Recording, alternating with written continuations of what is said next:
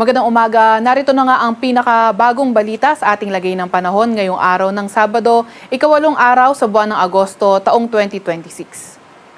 Narito nga ang ating latest satellite image kung saan may minomonitor pa rin tayong bagyo sa hilagang bahagi ng ating bansa. Ito ay si Typhoon Dolphin at kaninang alas 3 ng madaling araw, ito ay huling namataan sa layong 810 kilometers northeast ng extreme northern Luzon. Nagtataglay ng lakas na hangin na 155 kilometers per hour at bugso na abot sa 190 kilometers per hour.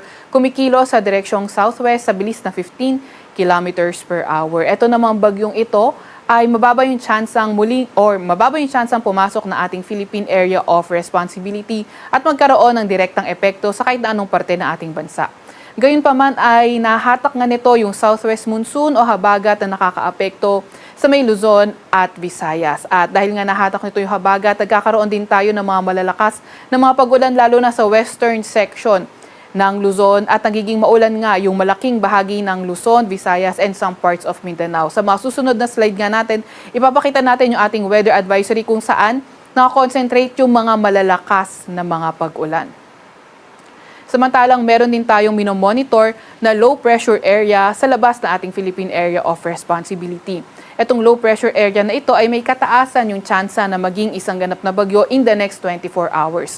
Ganun pa man ay mababa naman yung tsansang magkaroon ito ng direktang epekto sa ating bansa at mababa rin yung tsansang pumasok na ating Philippine Area of Responsibility. Gayun pa man, patuloy pa rin tayong mag-antabay sa mga ilalabas na update ng Pag-asa.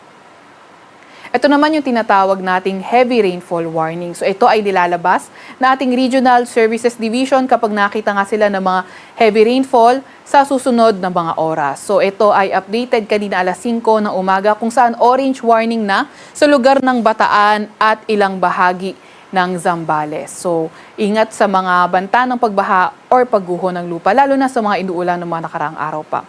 Samantalang yellow warning naman sa lugar nga ng Metro Manila, sa portions din ng Pampanga, Zambales, Bulacan, Batangas, Laguna, Rizal at Tarlac. So ito ay i-update mamayang alas 8 ng umaga. So in other words, every 3 hours ina-update ang heavy rainfall warning.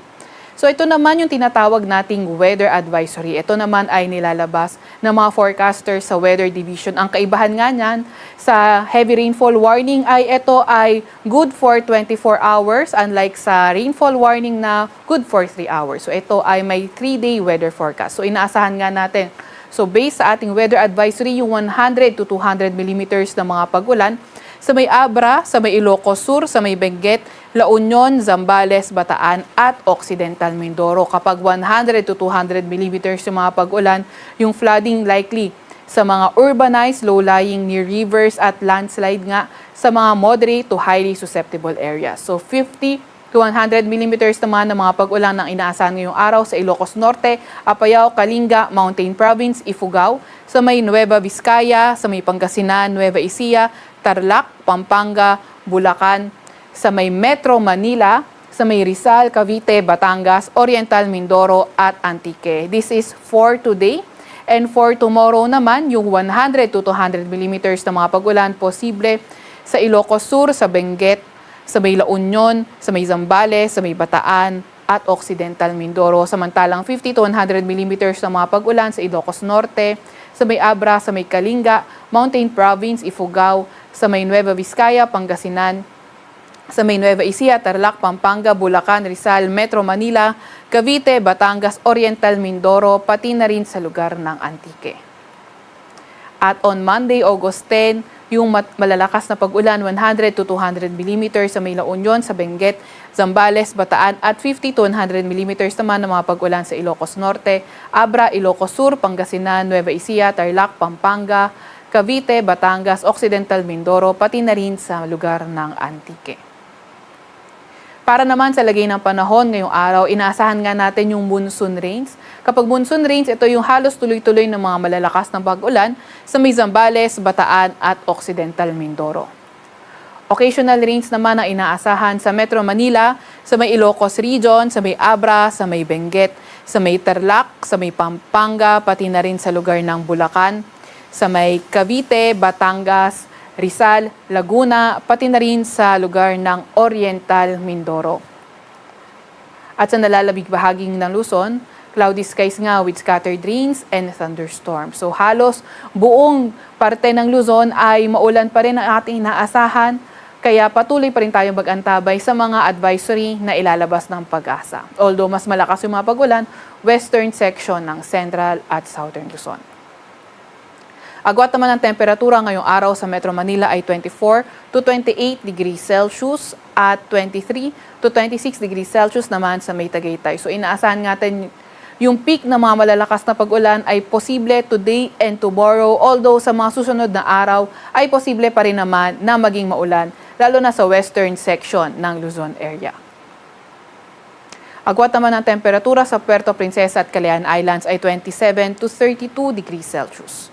Para naman sa lagay ng panahon sa Visayas, occasional rains ang ating inaasahan na panahon sa lugar ng Antique. For the rest of Visayas, pati na rin sa may Zamboanga Peninsula, Misamis, Oriental, pati na rin sa Lanao del Norte at Lanao del Sur ay maulap na kalangitan at mga kalat-kalat na pag-ulan, pagkidlat at pagkulog. Sa nalalabing bahagi naman ng Mindanao, partly cloudy to cloudy skies at may mga tsansa ng mga localized thunderstorms. Agwat ng temperatura ngayong araw sa may Tacloban ay 27 to 33 degrees Celsius. 26 to 33 degrees Celsius naman sa may Zamboanga at Davao at 24 to 32 degrees Celsius sa may Cagayan de Oro. Meron pa rin tayong gale warning sa Batanes at Babuyan Islands kaya mapanganib o malaot sa mga lugar na iyan sa banta ng maalon hanggang sa napakaalong karagatan. Sa Kalakang, Maynila, ang araw ay sisikat ng 5:41 ng umaga at lulubog ng 6:23 ng gabi.